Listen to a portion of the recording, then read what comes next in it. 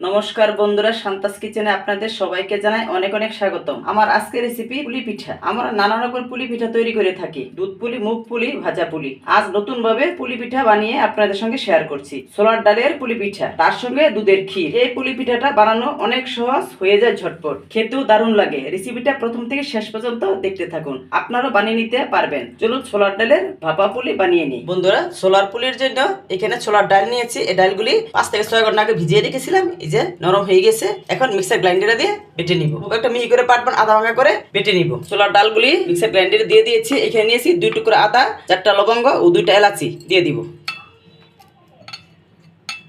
দিয়ে দিব সামান্য জল। আধা ভাঙা করে ছোলাগুলি পেস্ট করে নিব। ছোলাগুলো বেটে নিয়েছি। ছোলার ডালের পেস্টটা মিক্সার গ্রাইন্ডার থেকে নামিয়ে নিয়েছি। যেরকম হয়েছে একদম শুকনো শুকনো আধা ভাঙা করে নিয়েছি। এখন পুরোটা রেডি করে নিব। চুলা অন করে চুলায় একটি কড়াই বসিয়ে দিয়েছি। দিয়ে দিব 1 চামচ ঘি। ছোলার পেস্টটা দিয়ে দিব।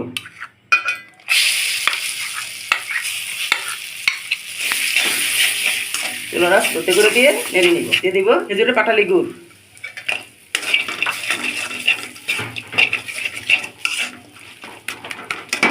দিয়ে দিব 2 চামচ গুঁড়া দুধ।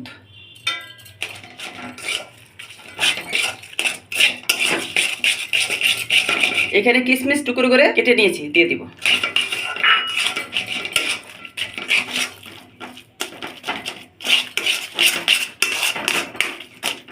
চুলাটা মিডিয়াম টু লোতে করে দিয়ে অনবরত নেড়ে চেড়ে ডালের পুরটা রেডি করে নিব।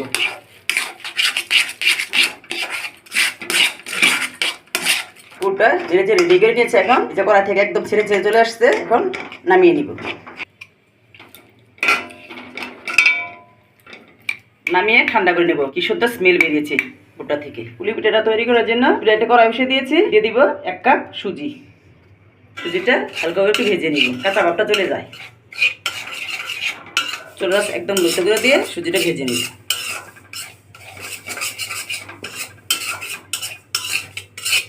সুজিটা কিছুক্ষণ নেড়ে চেড়ে নিয়েছে। এখন দিয়ে দিব যে কাপে মেপে সুজি নিয়েছি, সেই কাপ মেপে 2 কাপ জল।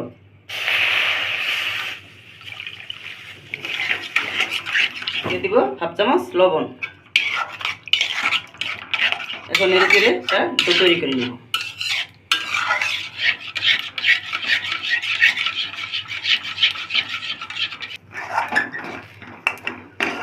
সুজিটা নেড়ে চেড়ে জলটা শুকিয়ে নিয়েছি, একদম শক্ত হয়ে যাচ্ছে। আর একটু টানিয়ে নিব। সুজির ডোটা একদম রেডি হয়ে গেছে। এখন নামিয়ে নিব। সুজির ডোটা ঠান্ডা হতে থাক, একটা দুধের ক্ষীর তৈরি করে নিব। কড়াই পরিষ্কার করে আবারও বসিয়ে দিয়েছি। দিয়ে দিব 1 কাপ পরিমাণ। দিয়ে দিব 1 চামচ গুঁড়া দুধ। এখানে খেজুরের পাটালি গুড় নিয়েছি, দিয়ে দিব।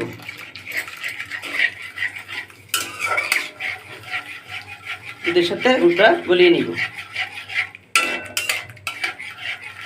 দুধটা ভালোভাবে ফুটে উঠেছে। এখন দিয়ে দিব 1 চামচ তেলের গুঁড়া। মিশিয়ে নিব। নেড়ে চেড়ে ক্ষীরটা তৈরি করে নিব। দুধের ক্ষীরটা নেড়ে চেড়ে কিছুটা ঘন করে নিয়েছি, তার চেয়ে বেশি ঘন করবো না। এই ক্ষীরটা ঠান্ডা হয়ে গেলে আরো ঘন হয়ে যাবে। এখন নামিয়ে নিব। দুধের ক্ষীরটা করে নিয়েছি। যে সুজির ডোটা করে রেখেছি তা ঠান্ডা হয়ে গেছে। সুজির ডোটা একটু ঘি দিয়ে মেখে নিচ্ছি। এই ডোটা ভালোভাবে মেখে নিলে পিঠাগুলি তৈরি করার পর আর ফেটে ফেটে যাবে না। ডোটা ভালোভাবে মেখে নিয়েছি। হাতে আবার একটু ঘি মেখে অল্প করে ডো নিয়ে পুলি পিঠা শেপ দিয়ে নিব। প্রথমে গোল করে দিব, তারপরে চ্যাপটা করে দিব, তারপর বাটির আকারে বানিয়ে নিব।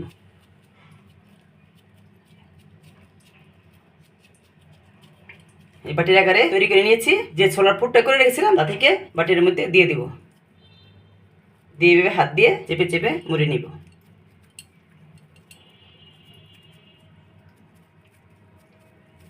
এখন এইভাবে একটু দুমড়ে নিব। দেখুন বন্ধুরা, একটা পিঠা হয়ে গিয়েছে। এইভাবে সবগুলি পিঠা এইভাবে তৈরি করে নিব। পুরো পিঠাগুলো বানিয়ে নিয়েছি। এখন স্টিম করে নিব। এখানে চিত্রর একটা বাটি নিয়েছি, তার মধ্যে তেল মেখে নিব। এই বাটির মধ্যে পিঠাগুলি স্টিম করব। পিঠাগুলি স্টিম করার পর যাতে বাটিতে লেগে না থাকে, তার জন্য তেলটা মেখে নেওয়া। পিঠাগুলি চিত্রর বাটিতে সাজিয়ে দিয়ে দিব।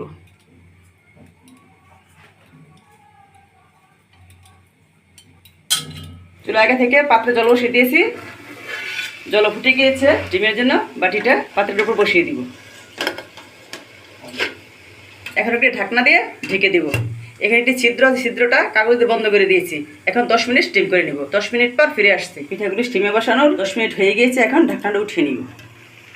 বন্ধুরা পিঠাগুলি উপরটা শক্ত শক্ত হয়ে গিয়েছে, তার মানে পিঠাগুলি স্টিম করা হয়ে গিয়েছে। এখন নামিয়ে নিব। ছোলার পুলি পিঠাগুলি স্টিম করে নিয়েছি, এখন পরিবেশন করব। বন্ধুরা বানিয়ে নিলাম ছোলার ডালের ভাপা পুলি। আশা করছি রেসিপিটা আপনাদের খুব ভালো লেগেছে। বাড়িতে একবার বানিয়ে খেয়ে দেখবেন, অনেক ভালো লাগবে। একটি পিঠা আপনাদের ভেঙে দেখাচ্ছি, ভিতরটা কিরকম হয়েছে দেখুন বন্ধুরা। পিঠার ভিতরটা একদম পুরো ভরা। এই পিঠাটা এই ক্ষীরের সাথে খেতে দুর্দান্ত লাগে।